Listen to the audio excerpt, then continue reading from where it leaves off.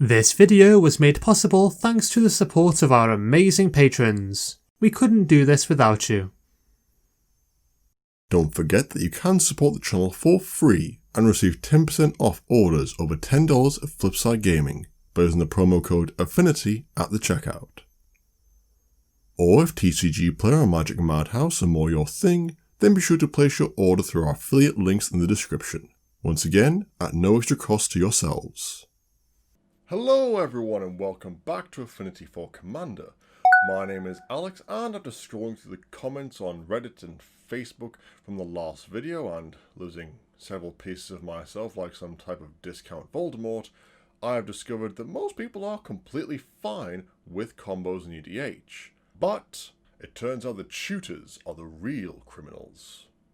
So in trying to answer one question, I have instead managed to raise simply another. I wonder if this will become a trend. But as for this video, we are going to be trying to answer the question, are tutors okay in Commander? But first, a quick clarification. We are not, I repeat, not talking about CDH here. Tutors are 100% needed in that format where consistency of your deck and combo is paramount.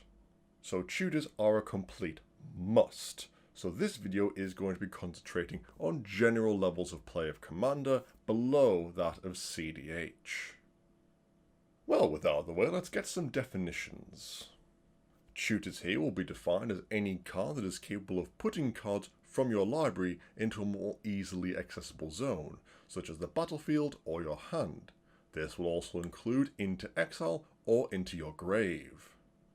And Commander here will be defined as a singleton format of 100 cards, where one card is your legendary creature commander that defines the color identity of your deck. Each player starts with 40 life, and you get one free mulligan.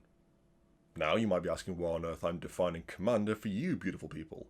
Well, it's that single line that causes a lot of the heartbreak because of this video. 100 card singleton. A lot of players see running tutors as a means to undermine this very fundamental premise of EDH. So why do people run tutors in the first place if it's meant to be a singleton format? Unlike non-singleton formats, the odds of you drawing a specific card are significantly higher. If we take a look at Modern, for example, where playsets of cards are fairly common, the odds of you drawing a specific card, assuming it's not in your opening hand, is 4/53, or 7.55%. However, in the greatest format known to Magic, the odds of you drawing a specific card after your opening hand with no duplicants is 1/92, or 1.09%, assuming we aren't using partner commanders. So, being able to grab any specific card from your deck at any time you may want it provides greater consistency for your deck's play, especially if combo is your primary way of winning the game.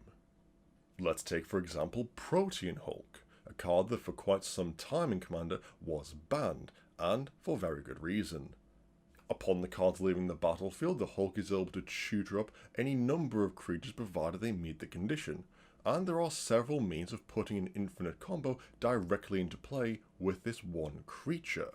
And now, after the unbanning, the Hulk sees regular play across most levels of EDH, especially in that format that we aren't mentioning in this video. So, with the ability to increase your deck's consistency, grab answers when you need them, and combo off when all your opponent's shields are down, why not run tutors? In fact, these cards seem to solve a lot of problems. However, it seems this problem-solving nature can very well be the problem itself. Increased numbers of tutors in decks, especially if cards are being used to tutor the same thing every game, games can become a bit samey and boring, especially if you're playing at lower levels of power. Some again even argue that using tutors goes against the very spirit of a singleton format. Then again, not all tutors receive this imposed stigma. After all, tutoring is still very powerful, and all of them have that equal effect. However, some tutors are created more equal than others. Casting a demonic tutor with loads of open black mana is very different to casting a trinket mage for a soul ring because you've missed your 4th land drop. Whilst cards like the mages as well as Fierce Empath still tutor up cards to your hand, they are very rarely met with the same groans from the table as when someone casts a mystical tutor in their own upkeep. So what's the solution then? To only play these restrictive tutors and forgo the efficiency and value of cards like mystical or demonic tutor? I don't think so. Tutors may very well go against the idea of a singleton format, but being able to increase your deck's consistency and allow it to do its thing with even more and greater efficiency, that doesn't seem like a bad thing to me. After all, isn't that one of the great things about playing Commander, using powerful cards to do silly things? So I would say that's the matter rather put to bed. The use of tutors shouldn't be a bad thing. Use them to increase your deck's consistency and do what you want with it. Just make sure that when you use them and what you grab is carefully considered. Make sure to think about things like the power level, your playgroup, and what type of game you want to have. Well, that's that sorted. Oh, and in record time. Suppose we can knock off for a cup of tea? Sounds good to me.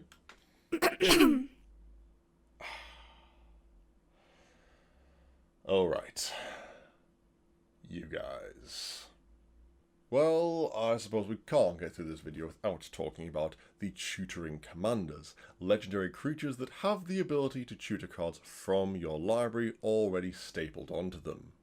Cards like Sisay, General Tazri, Razaketh the Foul-Blooded, Sisay again, all cards that if you've ever played against them know how powerful they are, and having this available to you at any time, how soul-crushing it can be.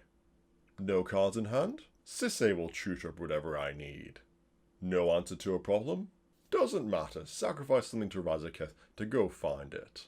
These actions, by definition, break the rules of normal magic, and make the decks they head infinitely more consistent and powerful than some others.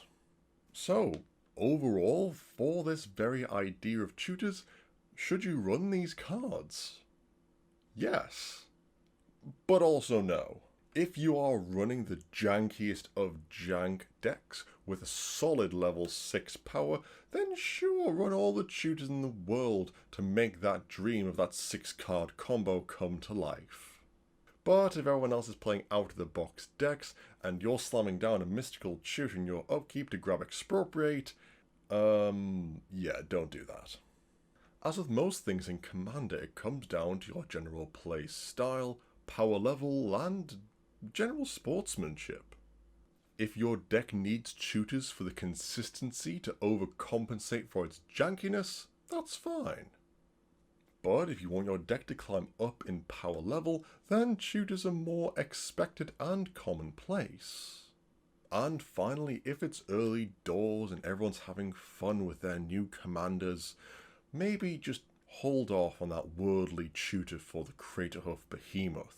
Let everyone enjoy the game, let their deck do the thing they want to do. And then Craterhoof them, watching the light slowly drain from their eyes. But I would be remiss if I ended this video without letting you in on a personal favourite story of mine. We were playing Commander. Our friend was in 3 colours and missing his 3rd on turn 4. So what did he do?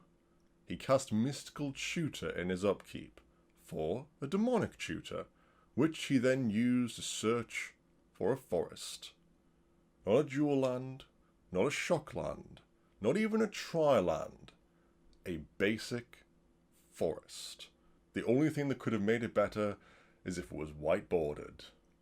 And if that's just not the best gosh darn use of tutoring that you've ever heard, well, I don't know what is. And that will be the end of the video, guys. Thank you so much for watching. Before you head off, make sure to let us know what is your favourite thing to tutor for in Commander, or what's the thing you usually find yourself grabbing. As always, make sure to like this video and subscribe to this channel for more Commander related content. And also ring the bell, because YouTube is not great at letting you know when our videos come up. As always, you can follow us on Twitter at 4Commander, and if you really like us, you could consider becoming a patron of the channel yourselves for access to exclusive EDH related rewards. As always, I've been Alex, and I will see you next time.